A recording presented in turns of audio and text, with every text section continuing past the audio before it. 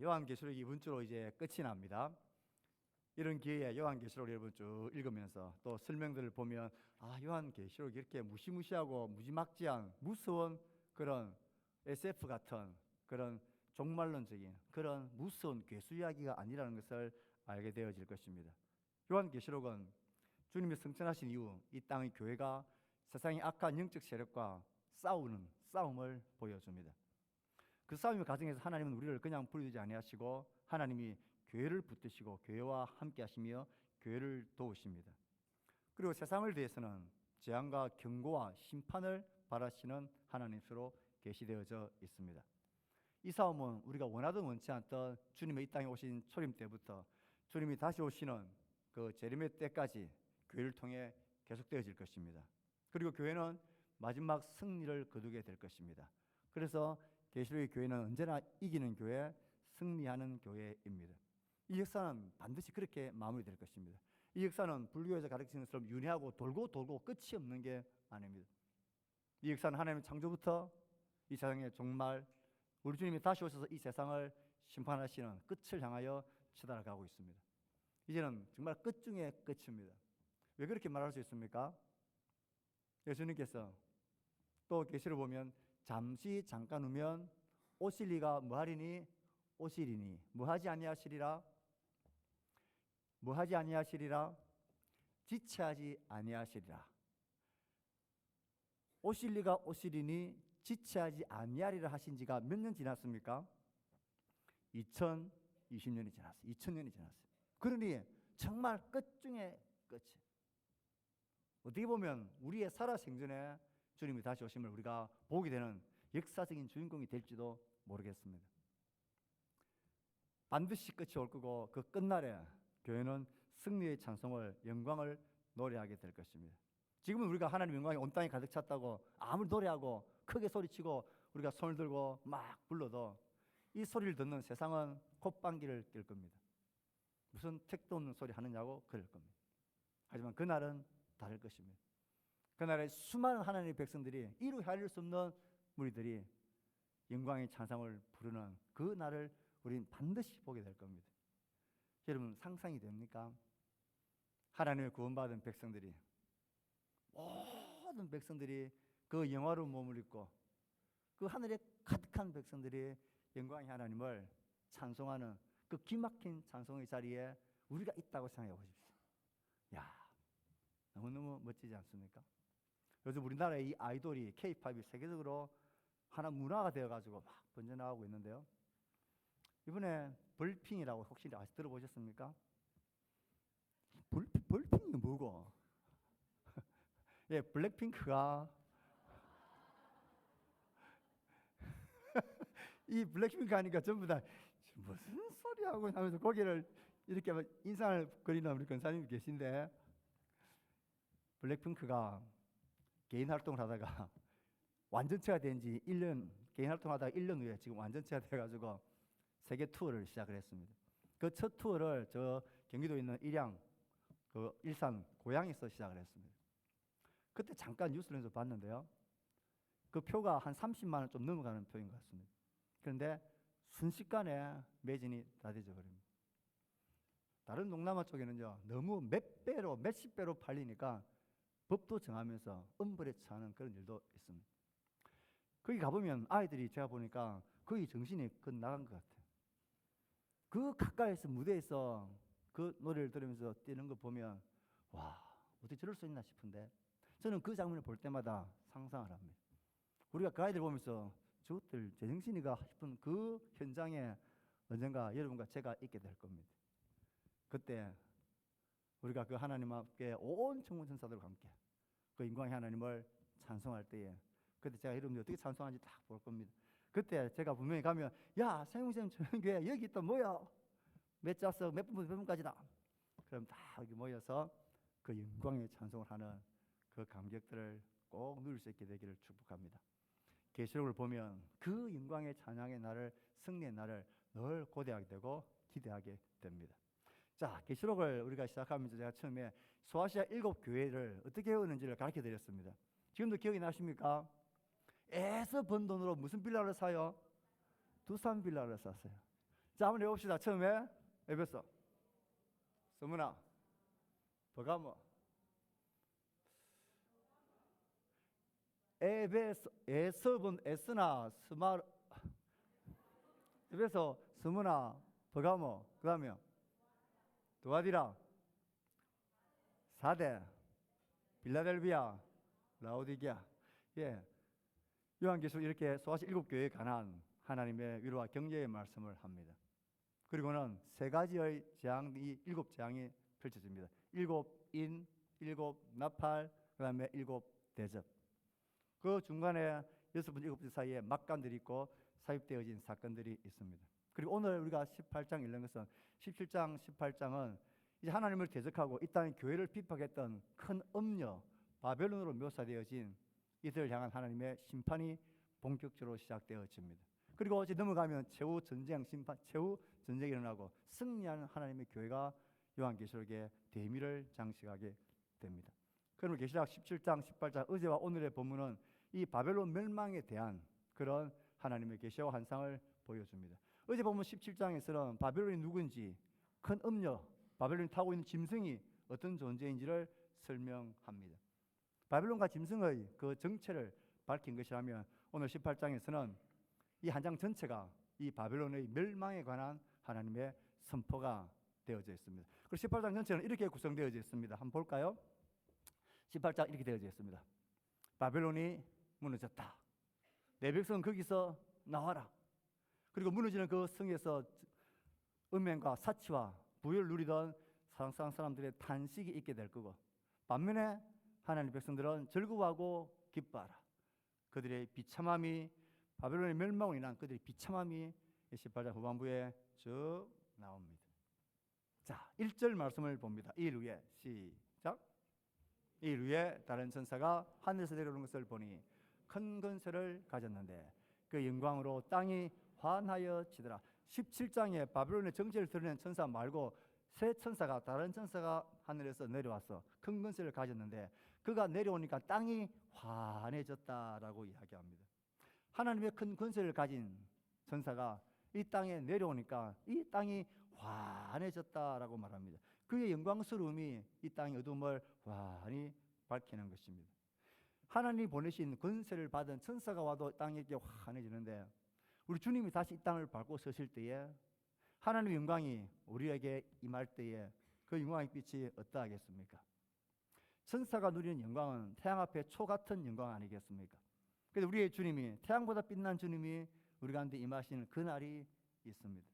우리는 그때 하나님의 영광을 제대로 볼 것입니다. 그리스도의 영광을 우리는 보게 될 것입니다. 주님이 임하실 때에 모든 어둠은 물러가고 눈물과 고통은 다 끝이 나게 될 것입니다. 이게 우리가 누리는 소망입니다. 큰 것을 가진 천사가 내려와서 무엇을 외칩니까? 2절 말씀입니다. 시작. 힘찬 음성으로 외쳐 이르되 무너졌도다 무너졌도다. 귀신의 저소와 각종 더러운 영이 모이는 곳과 각종 더럽고 가증한 새들이 모이는 곳이 되었도다. 무너졌다 무너졌다. 큰 성 바벨론이여 무너져 버렸다. 과거로 표시하고 있습니다. 아직 무너지지 않았는데 무너졌다 무너졌다 과거로 표현하고 있습니다. 그만큼 확실하다는 게, 이것을 예언적 과거다. 확실하게 그날은 있다. 그리고 무너졌다라고 반복을 하고 있습니다. 부인할 수 없고 되돌릴 수 없는 확실한 무너짐이라는 것입니다. 그 바벨론 안에서 거짓 신을 숨기는 행음하고 또 모든 상인들에게 치부하게 함으로 그 부요와 타락 속에, 사치 속에 있었던, 하나님을 잊어버리고 교회와 하나님을 대적했던 이 모든 세력들은 바벨론과 함께 무너지고 탄식하고 고통하게 될 거다 하십니다. 하나님 만드신 세상을 살면서 주인 되신 하나님을 거역하고 하나님 공급하신 은혜로 살면서 하나님을 인정하지 않는, 그리고 자신의 쾌락과 부와 사치와 방탕과 음행을 즐기며 그 길을 따르지 않는 교회와 흰옷 입은 성도들을 멸시하며 죽이던 그 세상은 무너지고 무너집니다. 여러분, 세상에 향한 그런 쾌락과 그들 향한 명성들을 너무 부러워하지 말고 추구하지 마십시오. 그 성은 무너지고 무너질 성입니다. 그들의 운명은 이미 정해져 있습니다. 그 천사가 내려와서 무너졌다 무너졌다, 큰 성 바벨론은 무너졌다라고 선포합니다. 자, 바벨론 성을 향하여 무너짐을 선포했으니까 이제 그 백성들을 향하여서는 뭐라고 외칩니까? 4절입니다. 시작. 또 내가 들으니 하늘로부터 다른 음성이 나서 이르되 내 백성아 거기서 나와 그의 죄에 참여하지 말고 그가 받을 재앙을 받지 말라. 따라합시다. 내 백성아 거기서 나와라. 옆에 있는 사람 이야기합시다. 내 백성아 거기서 나와라. 다른 쪽 편에 시작. 내 백성아 거기서 나와라. 이 구절을 신천지 이단이 좋아하는 구절입니다. 신천지 이단은 기성교회를 바벨론으로 생각합니다. 그래서 그 무너진 바벨론 성에 마지막 한 사람 남은 사람까지 우리가 찾아와야 된다. 그래서 파송을 시키는 것입니다. 침투를 시킵니다. 신천지의 사명은 이 무너진 바벨론 같은 기성세대의 교회에 들어가서 그 중에서도 한 사람이라도 빼내와야 된다. 그래서 그들은 이 바벨론을 기성교회라고 말하고 가르칩니다. 하지만 성경은 바벨론은 하나님 없는 세상, 하나님 없는 제약된 세상의 문화, 하나님 없는 세상의 모든 거짓된 사상과 체계들, 하나님 없는 가정한 삶의 방식들, 내가 내 삶의 주인되고 내 쾌락이 내 삶의 목적되는 그 시절을 살아가는 그 세상의 질서와 정신들, 하나님의 거룩함과 순전함을 조롱하는 그 문화의 힘들, 이것을 바벨론이라고 말합니다.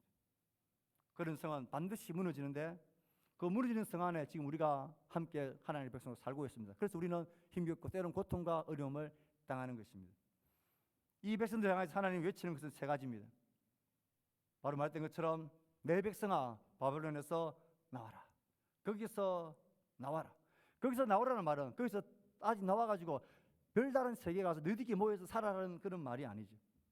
그들의 사상과 그들의 삶의 방식과 그들의 가치관과 그들의 철학과 그들의 목적과 가치를 따라가지 말고 거기에서 돌아서 나오라는 것입니다. 그들과는 구별된 삶의 목표, 인생의 가치들, 인생의 의미를 그들과 함께 하지 말고 거기서 나와라는 것입니다. 로마서 12장 1절 2절 말씀처럼 우리의 심령으로 새롭게 되어졌어. 하나님의 선하시고 기뻐하시고 온전한 뜻이 무엇인지를 분별하는 삶을 살아가라. 그런 것을 추구하고 따라가며 그것을 자랑하고 사치하고 방탕하는 걸 성공이라 생각하고 그게 인생이라 생각하는 거기에서 돌아서서 나오라고 말합니다. 이 나오라는 외침은 초대교회 계시록을 듣는 독자들에게만 아닙니다. 하나님의 교회가 이 땅에 세워지고 주님 다시 오는 그날까지 교회인 우리에게 항상 외치는 말씀입니다. 그 바벨론에서 나와라고. 거기서 도망쳐 나오라고 말합니다. 세상의 험한 것들을 따르는 일에 도망쳐 나오십시오. 다시 한번 이야기합시다. 바벨론에서 도망쳐라. 빨리 도망쳐라. 말이 아니라 우리의 사상과 우리의 시간과 우리의 삶의 성공과 인생의 가치와 우선순위에 있어서 이 바벨론에서 도망치십시오. 이 바벨론의 사상과 정신은 전부 다 자기 위주입니다. 지금은 진리가 뭡니까? 나한테 유익이 되면 그게 진리입니다. 나에게 이익이 되면 그가 어떤 짓을 하는 사람이라도 상관없습니다. 그게 나에게 진리가 됩니다. 여러분 시간과 여러분의 물질과 여러분의 삶의 모든 가치의 우선순위에 있어서 기준이 뭡니까? 나의 생각이죠. 내가 이렇게 하면 너무 피곤해서 안 되고 이렇게 하는 것은 나에게 너무 무리라고 우리는 벌써 내 중심적으로 모든 시간과 계획들을 딱 정해놓고 있습니다. 여러분 그런 기본적인 생각에서 나오셔야 합니다. 나의 백성아 바벨론에서 나와라. 내가 신인, 내가 하나님이 된 그 세상에서 나오라고 외칩니다. 두 번째는요. 시작. 그의 죄에 뭐하지 말고 참여하지 말아라 하십니다. 바벨론의 죄악을 함께 누리지 마십시오. 그의 쾌락을 즐거워하지 마십시오. 온갖 가증한 일에서 자기를 지켜 거룩한 말씀을 따라 사십시오. 사랑하는 성도 여러분, 우리가 아무리 분주하고 바쁘고 힘들어도 이런 말씀의 그걸 앞에 서셔야 합니다. 여러분들 아무리 바쁘고 분주해도 화장대 앞에서 화장하지 않습니까? 세수하지 않습니까? 얼굴은 그렇게 가꾸고 몸은 가꾸는데 우리의 영혼과 심령은 왜 돌보지 않았습니까? 말씀의 그걸 앞에 서셔야 합니다. 하나님의 말씀을 먹어야 합니다. 그 질 앞에 설지 않으면 우리는 그 일에 참여할 수밖에 없습니다. 마지막 하늘 음성이 뭐라고 말합니까? 시작. 그가 받을 재앙을 받지 말라. 같이 있고 나오지 않고 함께 살면 그 재앙이 함께 망하게 될 것입니다. 소돔과 고모라가 망할 때에 롯이 두 딸과 정혼한 사이들에게 말합니다. 가자고. 그래서 사위들이 그 말을 뭐라고 여겼어요? 농담으로 여겼더라. 그러지 말아야 합니다. 그가 받을 재앙을 받지 말라 말합니다. 거기서 도망쳐 나와야 합니다. 참여하지도 말아야 되고 함께 재앙을 받지 말아야 합니다. 왜 이렇게 거기서 나오라고, 참여하지 말고 함께 재앙을 받지 말라고, 도망쳐 나오라고, 바빌론에서 뛰쳐나오라고 말합니까? 5절 말씀입니다. 시작. 그 저는 하늘에 사무쳤으며 하나님은 그의 부유한 일을 기억하시도다. 예. 제가 사무치다는 말은 점점 사이가다가 하나님의 시간이 딱 되면 하나님 더 이상 쌓을 곳이 없는 그 죄에 대해서 심판하십니다. 하나님의 심판은 느리지만 반드시 있다라는 서양의 속담이 있습니다. 지금 사람들이 교회와 하나님 향하여 비웃는 것은 사무쳐가는 이 시간, 이 끝이라는 그 아구까지 찼다는 것을 모르기 때문에 그래. 하나님은 기다리시고 기억하시고 계십니다. 이미 세상에 저는 하늘에 사무쳤습니다.